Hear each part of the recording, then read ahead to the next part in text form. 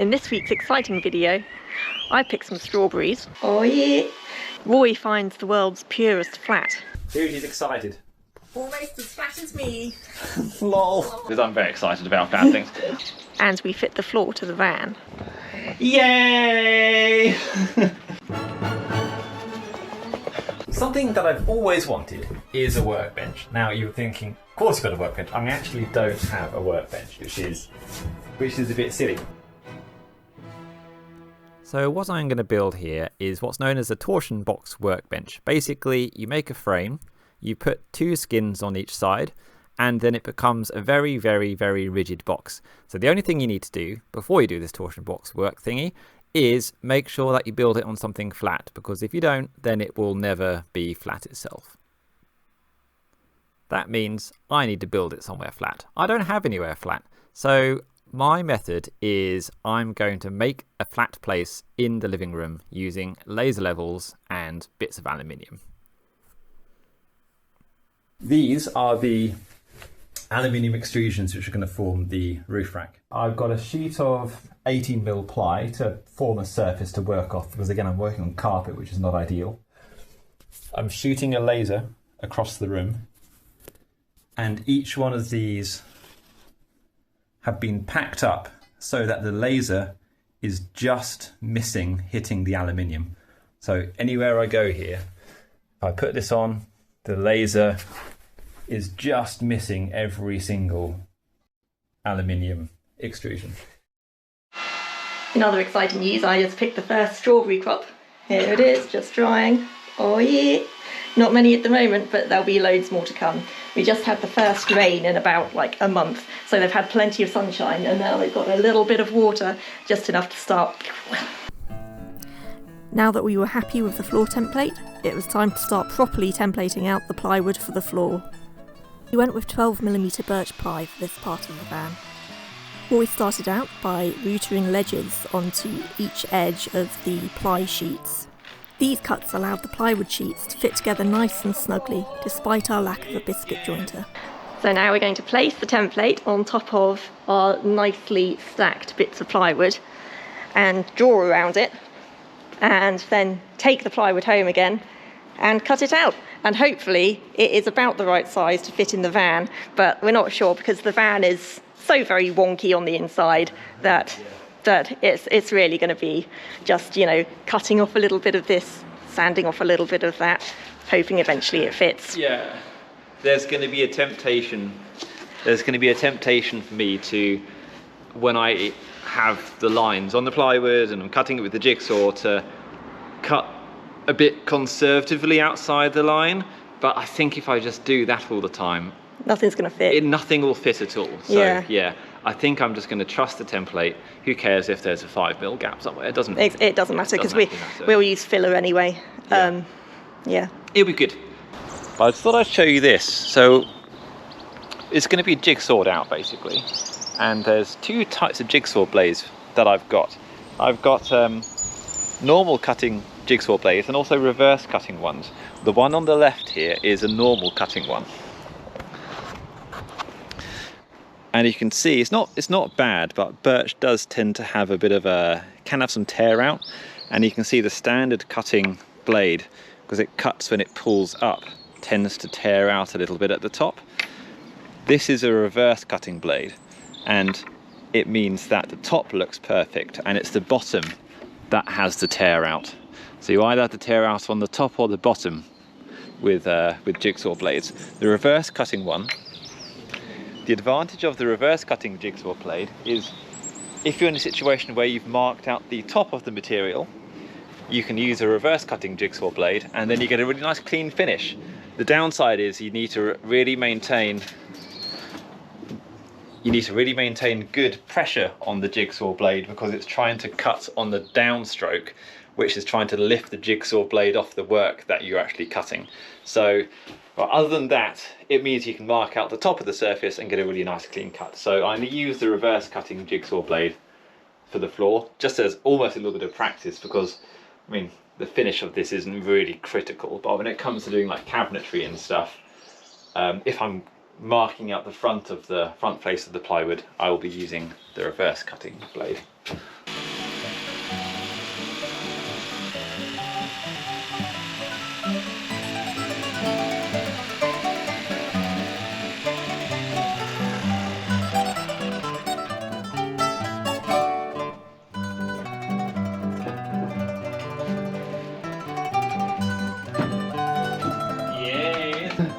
Good!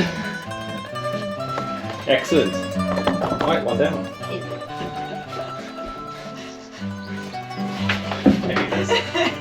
Okay, there.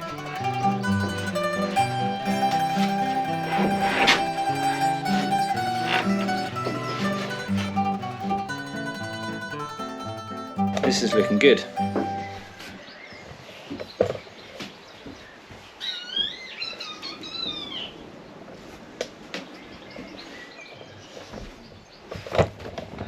Yay!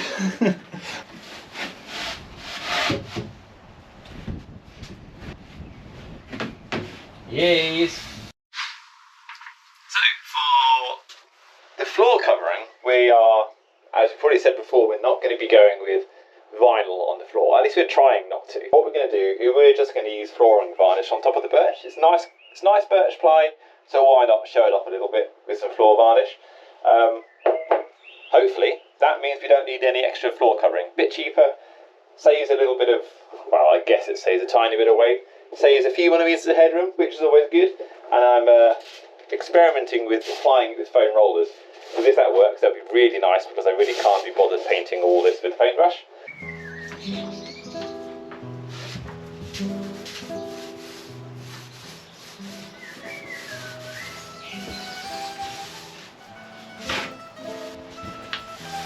Good thing I have long arms.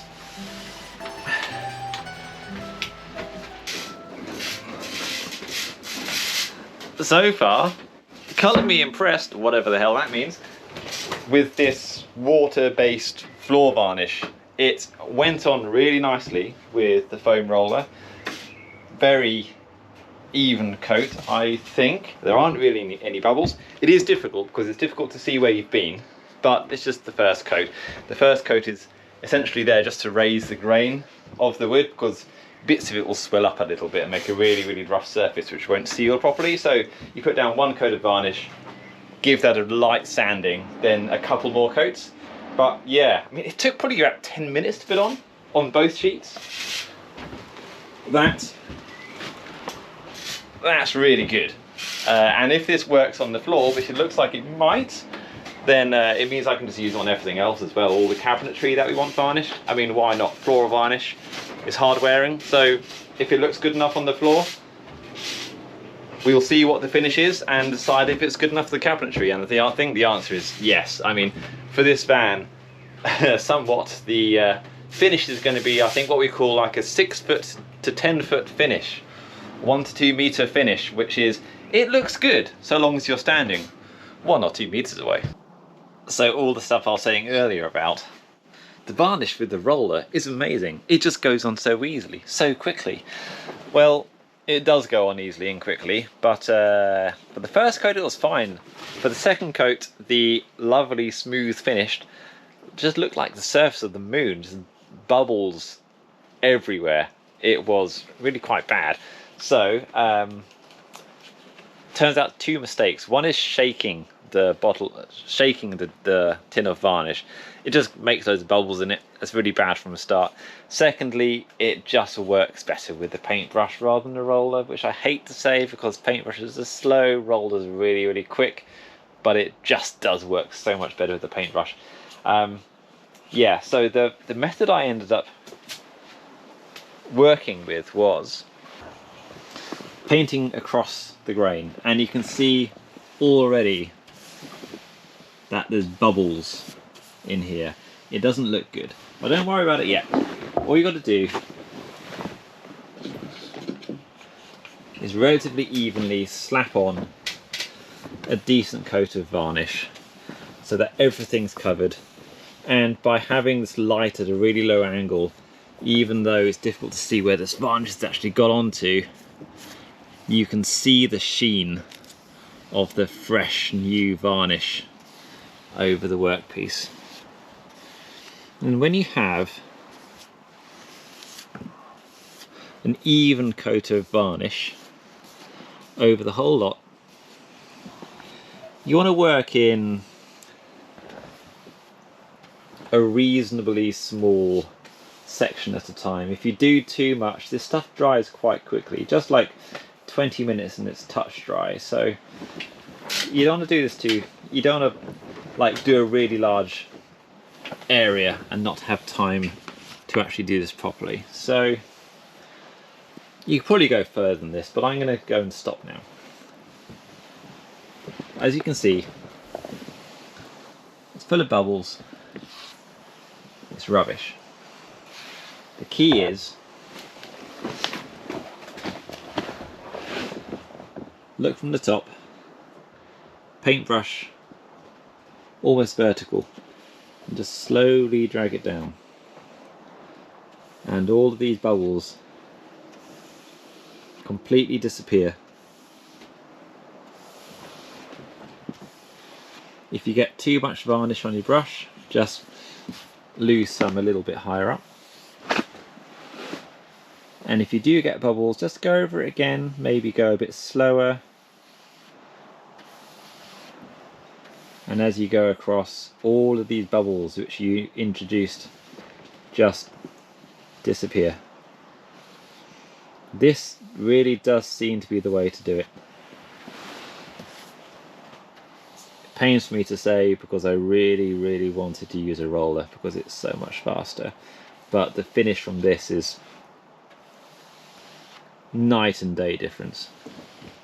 Right, so it's the big gluey glue. Well, one of two glue bits because the other glue bit is going to be gluing it to the van, but we're gluing this insulation to the bottom of the plywood first. All the bits are laid out here and all pre-cut, and I've got a diagram showing the layout over there, and each one of these boards is labelled and numbered with exactly where they need to go.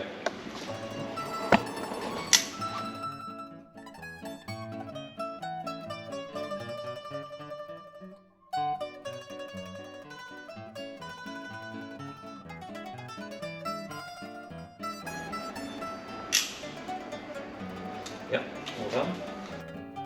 So here I'm flattening the glue because we did an experiment and we found that if you didn't pre-flatten the glue, when you glued everything together, there was like a couple of millimeters gap. We stole this trick from an excellent website called Far Out Ride, who we're basically copying.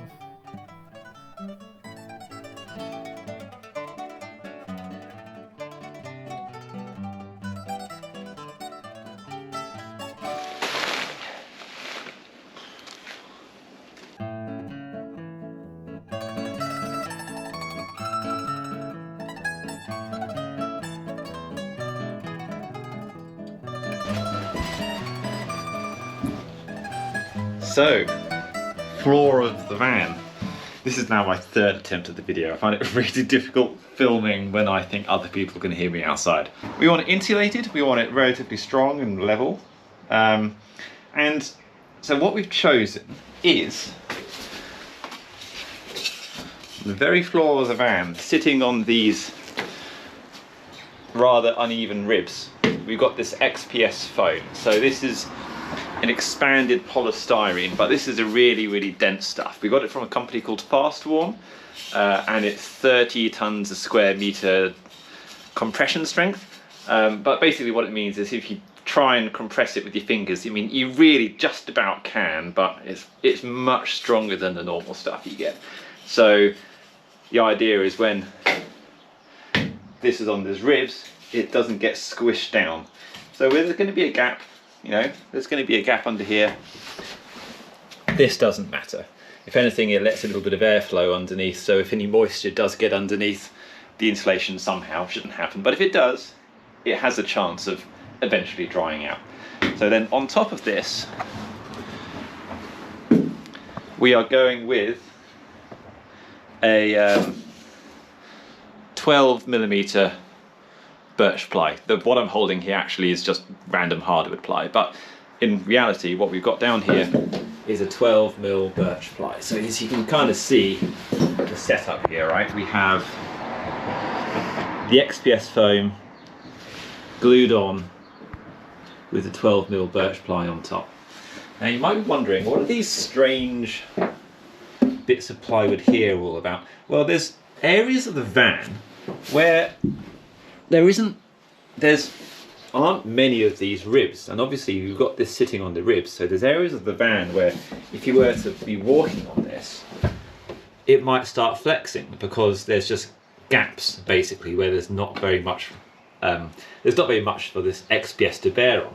So we've added these 5mm plywood bits, glued those down, which then gives these areas a bit more support.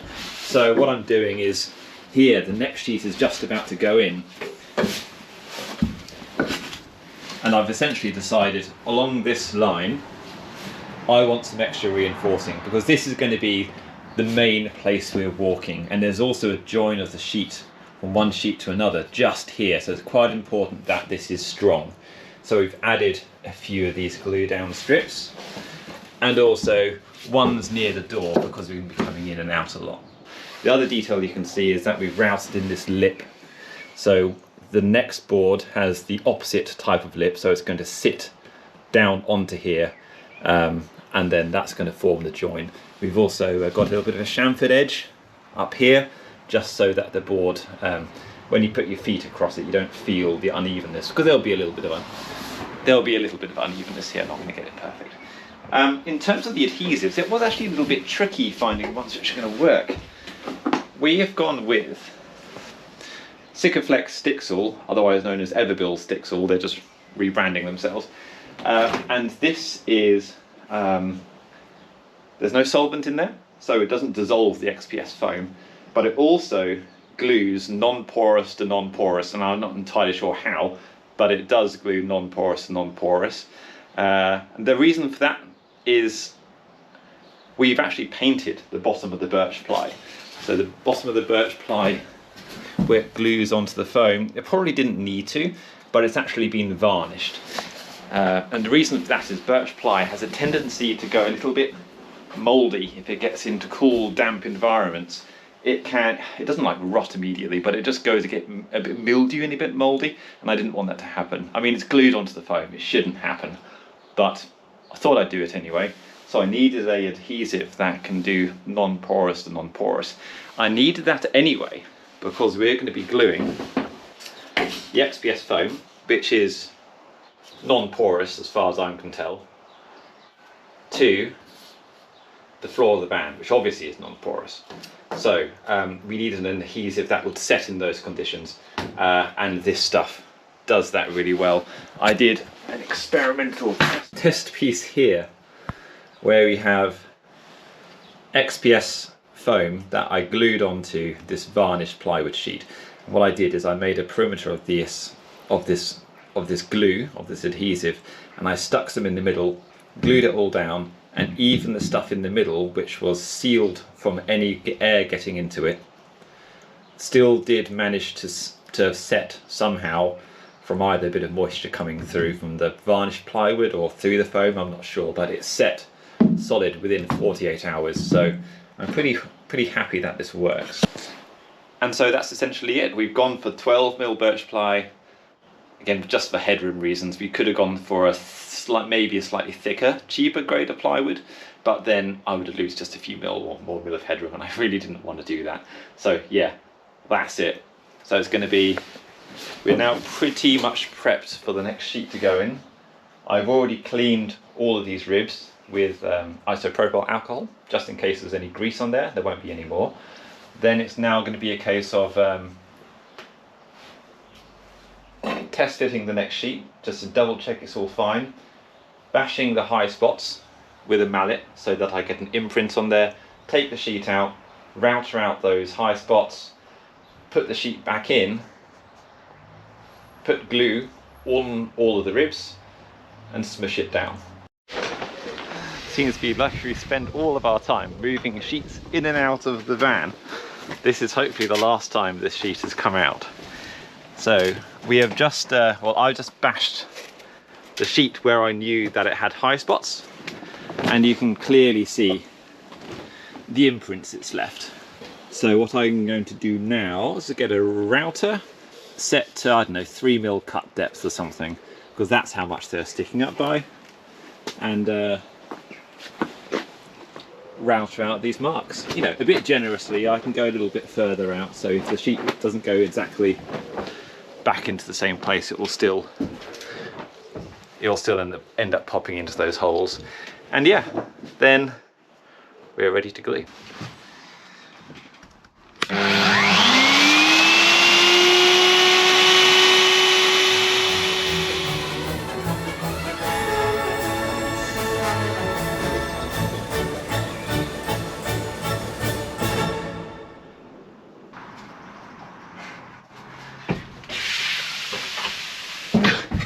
So